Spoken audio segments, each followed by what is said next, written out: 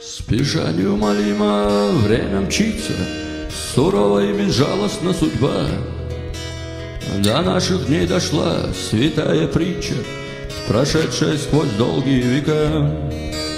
Давным-давно гласит нам то предание, когда еще сон джиннов не исчез. Царь Соломон огромным царством правил, пророком был он посланным с небес. И наделенный свыше грозной властью, людские споры мог он разрешать. Правдивое и мудрое решение скрепляло Соломонова печать.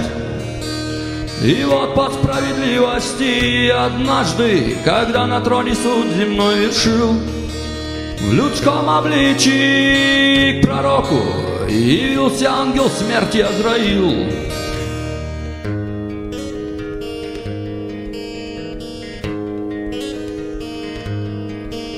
Явился он весь в белом одеянии, и ангельский был бесподобен лик.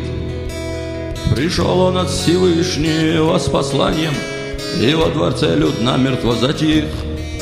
С почтением приветствовав пророка, благословив речь, начал Азраил. И, излагая весть, вдруг ненароком он на купце свой взгляд остановил. И с изумлением, посмотрев сурово, он пристально в глаза взглянул купцу. И не промолвил он ему ни слова, и дрожь прошлась по бледному лицу. И, покачнув головою с удивлением, принесшую с собой, окончив речь, с пророком распростившись, удалился, и к Соломону бросился купец.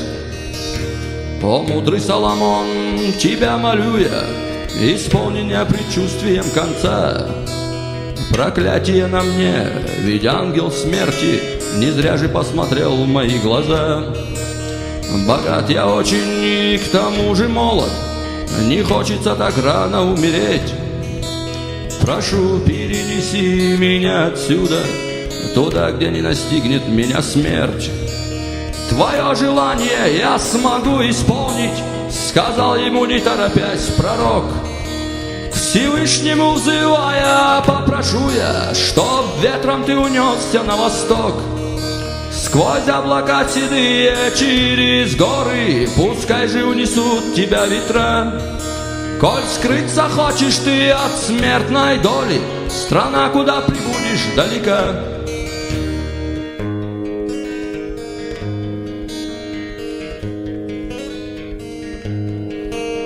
И произнес молитву Соломон, и вдруг свирепый смерч вокруг поднялся, и по дворцу пронесся вихрем он, и, растворившись в тьме, купец умчался. Прошло 2 дня, и с праведным велением к пророку вновь явился Азраил. И, выслушав послание с нетерпением, премудрый Соломон его спросил: твое деяние для меня священно, расспрашивать хоть мне и не к лицу. Скажи мне, ангел, почему сурово в глаза ты посмотрел тому купцу? Я ангел смерти, я судьбы конец, по воле Бога по исходу дней.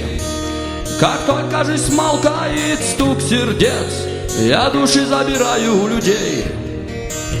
Когда же направлялся и я с посланием от Господа Всевышнего к тебе, я получил святое предписание, что жизнью станет меньше на земле. Еще для одного настал черед, я получил от Господа приказ, где смерть наступит, имя человека, чтоб умертвил его я через час. И удивлению не было предела, когда того, кого скончался срок. Не на востоке, а у ложи трона, на западе увидел я пророк. И, повинуясь Божьему велению, я через час исполнил свой приказ. Его я встретил там, в стране далекой, навек светильник мне его угас.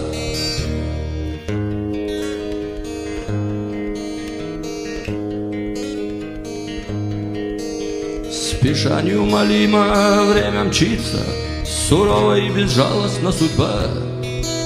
До наших дней дошла святая притча, прошедшая сквозь долгие года.